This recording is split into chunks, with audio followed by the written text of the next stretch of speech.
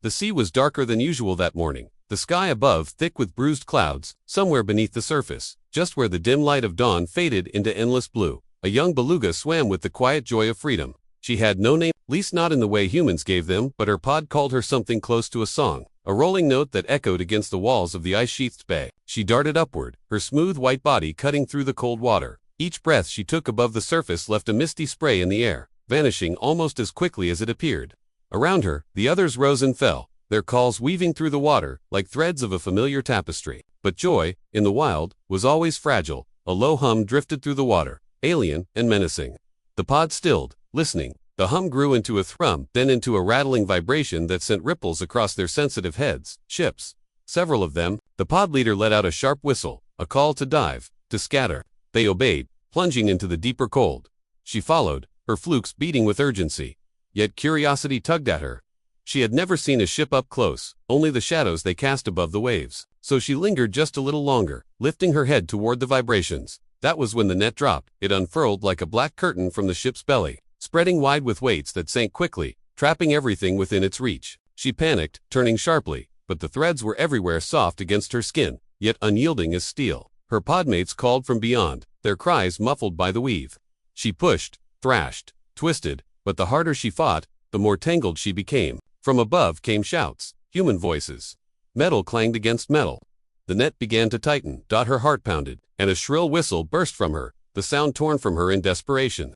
She wanted her mother's voice, her pod's comfort, the safe silence of the deep, but the voices above only grew louder. A mechanical winch screeched. The sea grew brighter around her as she was dragged upward toward the surface. The last thing she saw before the air blinded her was the shadow of her mother circling the edges of the net, refusing to leave though the others had already fled. The young beluga broke the surface, her slick skin catching the light of the stormy dawn. Rain stung her. Human hands clutched ropes, pulling her closer to the ship. A canvas sling dipped into the water, sliding beneath her body. She struggled, sending fountains of seawater high into the air, but she was already caught. As the sling lifted her from the sea, she let out a final, piercing cry. The sound cut through the storm, through the endless waves. A sound that would echo in her mother's memory for years to come.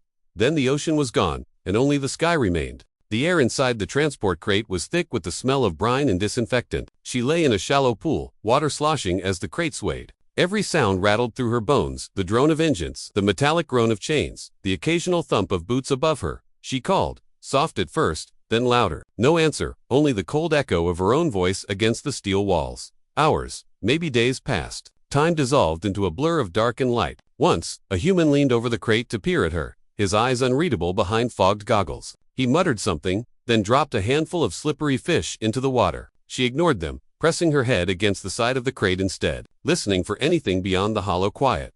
When the crate finally opened, it was not the ocean that greeted her. The humans hauled her into a vast concrete chamber filled with water. Artificial lights buzzed overhead, glaring down into the pool. The water here tasted wrong flat, with the chemical temps of chlorine. It was too still, too clear, with no currents, no shifting tides, no secret echoes from the ice above. She circled, pressing her body against the walls, searching for escape. There was none. From the stands above, faces appeared. Dozens, then hundreds. Children pressed against glass panels, their fingers tapping in excitement. Loudspeakers crackled with human voices, announcing her arrival. The beluga swam faster, her body slicing through the water in a blur of white. The people cheered, but to her, the pool was a cage. And the cheers were thunder. She sang, low and mournful, the kind of song her pod once used to find each other through miles of shifting sea ice. The sound reverberated against the concrete, hollow and weak. No one answered. And somewhere, deep in the crowd, a little girl pressed her palm to the glass and whispered, almost too softly to hear, "She's lonely." The days blended together in the tank. Fish tossed in at set times, humans pointing, laughing, cheering, trainers with whistles and buckets, coaxing her to leap, to spin, to bow. At first, she refused. She floated listlessly, ignoring their signals. But hunger was a harsh teacher. The first time she leaped, the crowd roared, and a fish slid across her tongue. The trainers clapped. She sank again, ashamed but too tired to resist. Yet at night, when the stadium emptied and the lights dimmed, she sang, low, broken notes that rippled across the pool. Her voice trembled, calling for her mother, for the pod that was now only memory.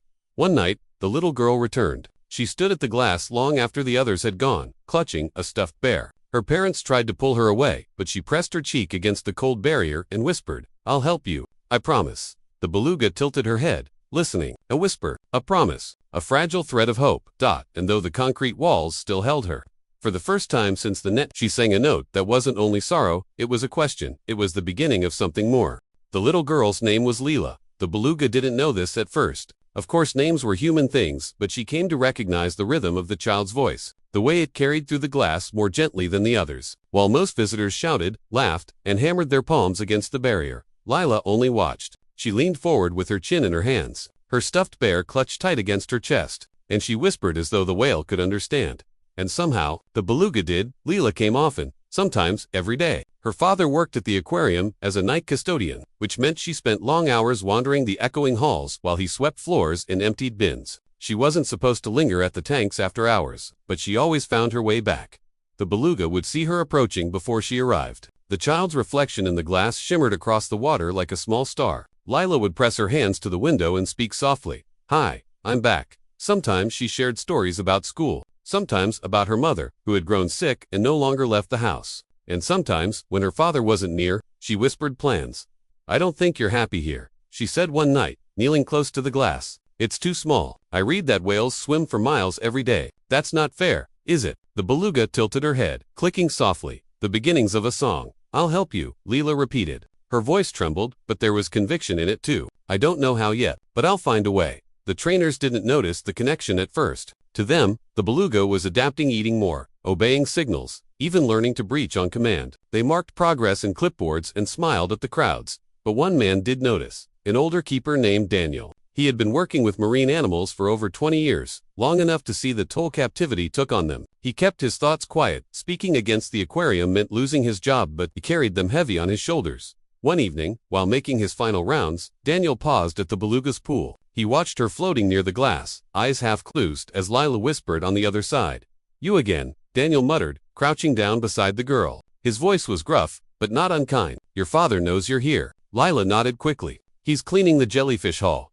Daniel studied her, then the beluga. The whale had turned toward the girl's voice, a faint hum vibrating through the water. It wasn't the listless moan he usually heard at night. This was different, intentional. You think she understands you? Daniel asked. She does, Lila whispered. Her eyes were steady, almost fierce. She's lonely, and she wants to go home. Daniel sighed. He should have told her to leave. He should have reminded her that animals born in captivity couldn't survive. In the wild, though, he wasn't entirely sure that was true for this one. He should have closed the conversation and walked away. But instead, he found himself asking, and if she could go home, what would you do? Lila hesitated, her small hands tightened around the bear. I'd help her, she said finally. I promised. The beluga pressed her head gently against the glass, as though sealing the promise herself.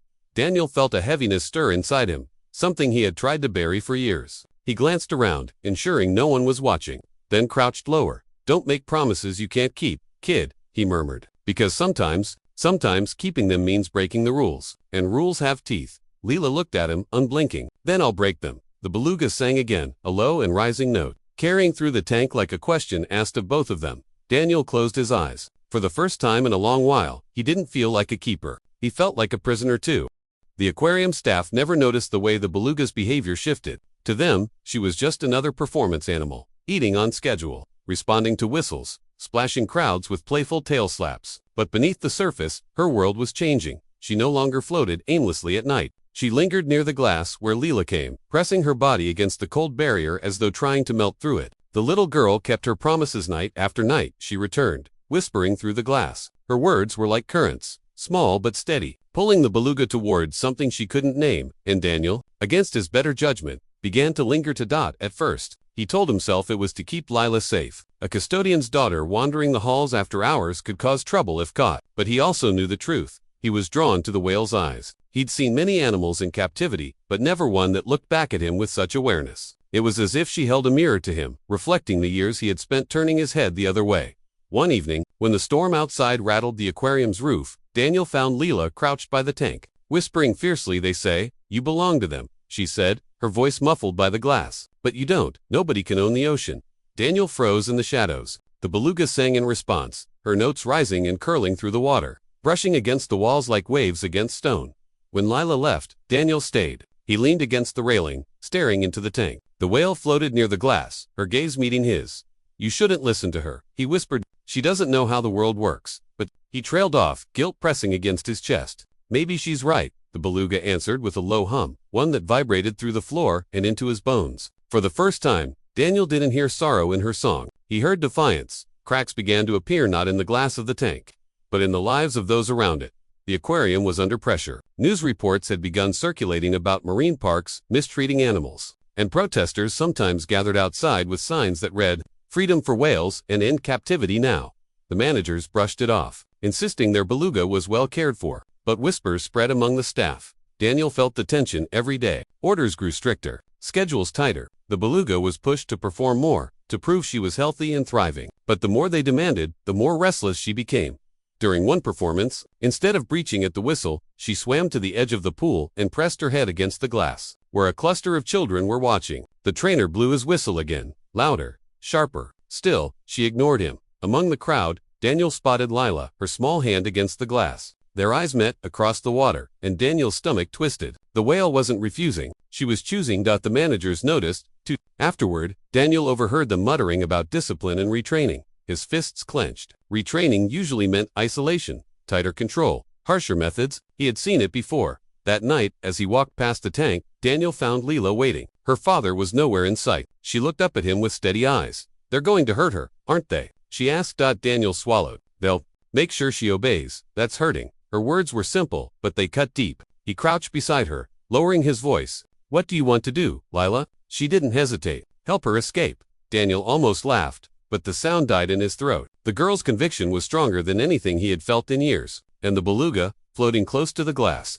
hummed as if agreeing. The storm outside cracked again, thunder rolling over the city. For a fleeting moment, Daniel imagined it wasn't thunder at all, but the voice of the ocean calling back to its stolen child, and in that moment, something inside him broke, not like shattering glass, but like a lock finally giving way. He looked at Lila, then at the beluga, and whispered the words that would change everything. "Then we'll help her."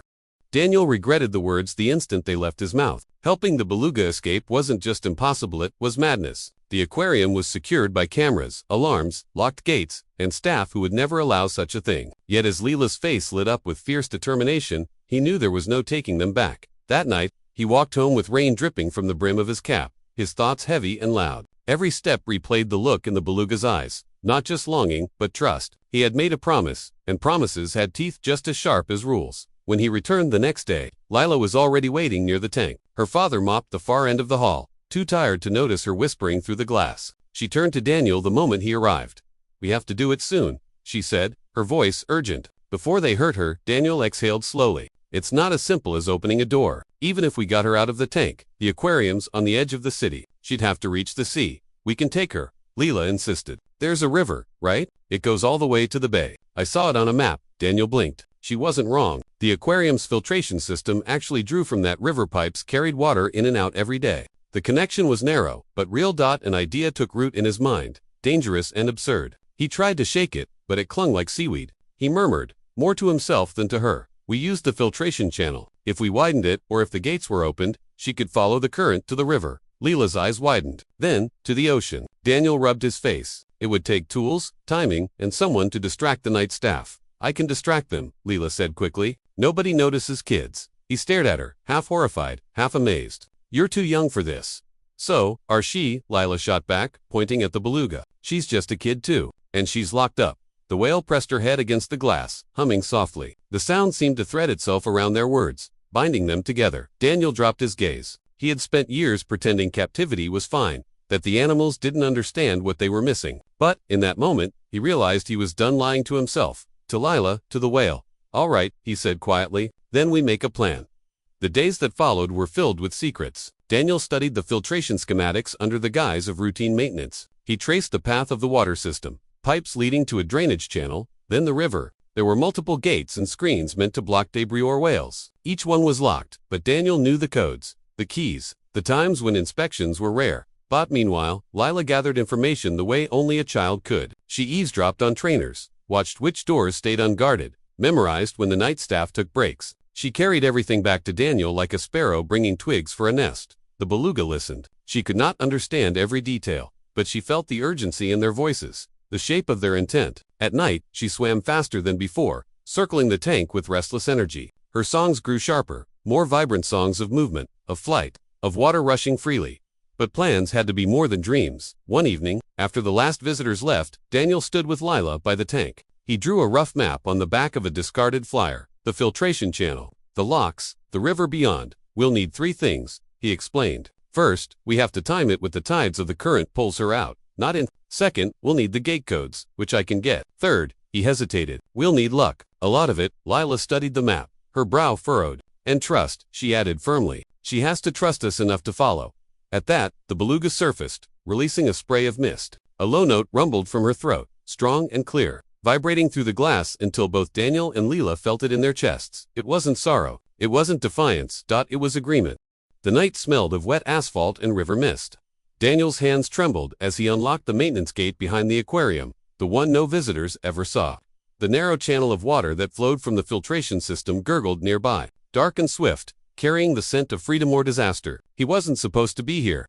If the night manager caught him, he could lose his job, his reputation, everything. Yet, as he glanced at Lila crouched beside him, her small face set with stubborn resolve, he felt something stronger than fear: responsibility. They had chosen tonight because the tide was right. The current in the channel flowed outward, away from the city, toward the wide river, and eventually the sea. Daniel had already disabled one of the security cameras temporarily, he told himself, just enough for a test.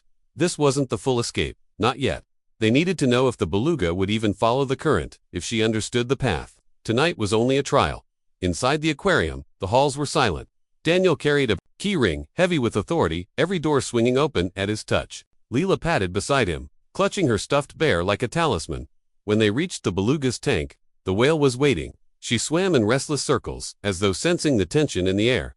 Daniel knelt by the water's edge. "All right, girl," he whispered. "If you really want this, tonight we see if it's possible." He pressed a sequence into the control panel. A hidden grate at the far end of the pool groaned, then slid upward with a hiss of machinery. Cold water surged through the opening, tugging gently toward the filtration channel. The beluga froze, head tilted. Her keen eyes flicked from the dark opening to Daniel, then to Lila, who pressed her hands against the glass. "Go," Lila whispered, her voice trembling. "Follow it." For a heartbeat, nothing happened. Then, the beluga darted forward, sleek body slicing through the current. She slipped into the opening, her white shape vanishing into the dark pipe. Daniel's chest clenched. He raced down the service corridor, following the channel's path.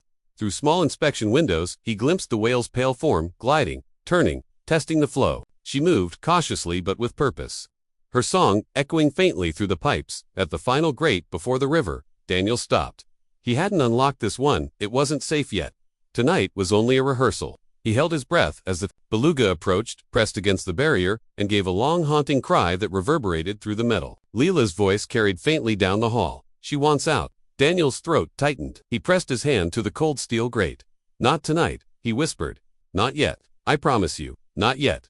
The beluga lingered, her songs rising and falling like waves against a cliff. Then, reluctantly, she turned back. With a swift flick of her flukes, she retraced the channel, sliding back into the pool. When Daniel returned, she was waiting, circling restlessly. Lila stood by the glass, her eyes wet. She was ready. Lila whispered, "Why didn't you let her?" "Because if she got stuck in the channel, or if the staff saw, it would be over before it began." Daniel said, his voice rough. "We can't risk her life for one reckless chance. We need to do it right." Lila stared at him, silent but angry. The beluga pressed her head against the glass, humming low, her eyes fixed on them both. Daniel closed the grate and shut down the system. The night grew still again, as if nothing had happened. But the truth was written in the beluga's restless movements, in Lila's tear-bright eyes, and in the heavy weight in Daniel's chest. They had tested the path. It worked. The only question left was whether they had the courage to finish it. The next morning, Daniel arrived early, his nerves still raw from the night's trial. He had barely slept. Every creak of the pipes, every gust of wind outside his window had sounded like sirens coming for him.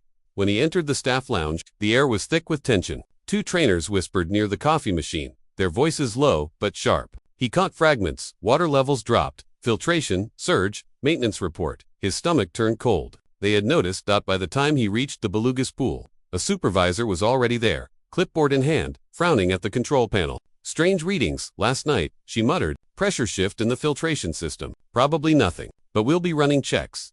Daniel forced himself to nod, keeping his face blank. Could have been the storm. Power fluctuations mess with the sensors sometimes. "Maybe," the supervisor said, unconvinced. She tapped her pen against the clipboard. "Still, I'll be assigning additional security rounds. Can't be too careful." The words landed like weights in Daniel's gut. More guards, more eyes. Their window was shrinking. That evening, Lila was waiting at the tank, her face pale. She had overheard the same whispers.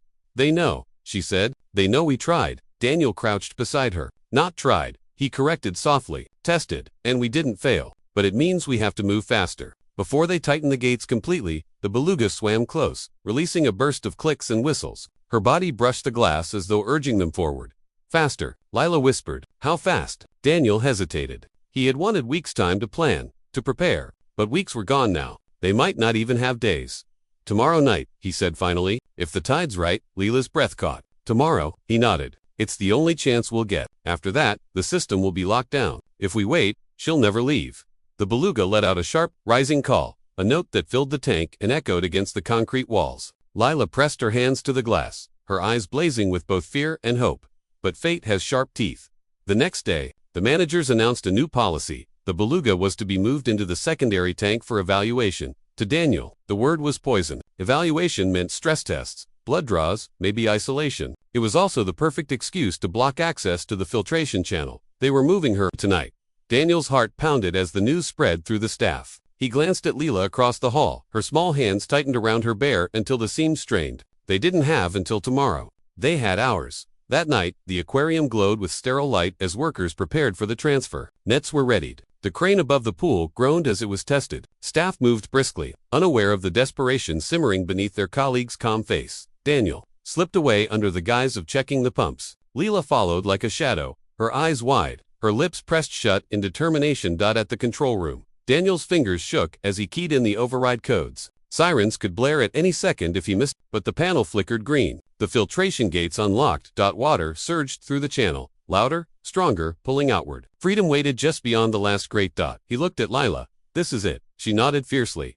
They raced back to the pool. The beluga was thrashing against the net handlers, refusing to be Her whistles cut through the air, sharp and desperate. The crowd of workers muttered in frustration. Then, as if sensing Daniel and Lila's presence, she broke free of the net, spun in a burst of spray, and darted toward the far wall toward the hidden channel. "Now," Daniel shouted. He slammed the final switch. The grate slid open with a metallic groan. The current surged. The beluga plunged into the darkness.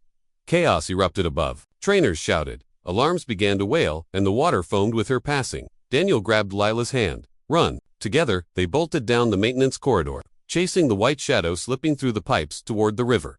But behind them, heavy boots thundered. Voices barked orders. They had been seen. The escape had begun, but so had the hunt.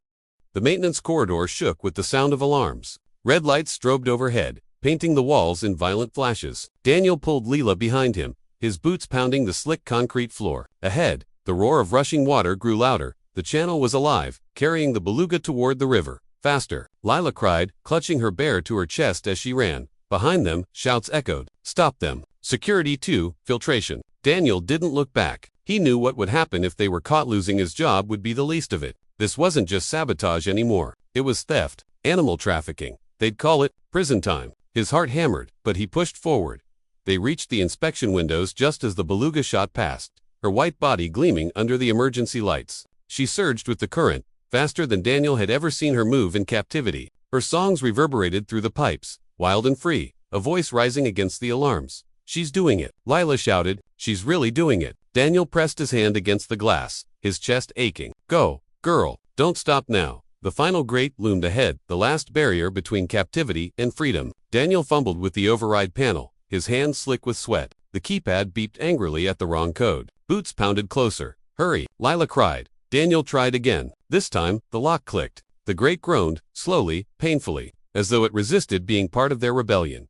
The beluga rammed it with her head. Once, twice. The metal shuddered but held. "No." Lila's voice cracked. Daniel yanked a crowbar from the emergency kit on the wall. He jammed it into the half-open gate and heaved with every ounce of strength left in his arms. Muscles screamed, metal screeched, and finally, with a snapping crack, the grate swung wide. Water exploded through the channel, nearly knocking them both off their feet, and with a triumphant burst of speed, the beluga shot through, vanishing into the river beyond. For a moment, everything stopped. The alarms, the shouting, even Daniel's fear. All that existed was the image of her white body disappearing into the dark water, carried by the current toward the sea. "She made it," Lila whispered, tears shining in her eyes. "She's free." But the moment shattered. Rough hands seized Daniel's arms, yanking him backward. Guards swarmed the corridor, their radios crackling with frantic orders. Lila screamed as another man grabbed her, but she kicked and bit until he let go. She darted behind Daniel, clinging to his leg. "Daniel Reed," the supervisor barked, her face livid. "You're under arrest for sabotage and theft of property." "She's not property," Leela shouted, her voice echoing down the corridor. "She's alive. She's free." The words rang out like a bell. Even the guards hesitated, just for a second. Daniel raised his head, meeting the supervisor's gaze. For the first time in years, he felt no shame, no guilt, only clarity. "You can cage a body," he said, his voice steady despite the hands gripping him, "but not a soul." The Beluga song carried faintly from the river outside, a long, rising call that vibrated through the concrete like a promise fulfilled. And as Daniel was dragged away, he realized he would gladly pay any price to hear it.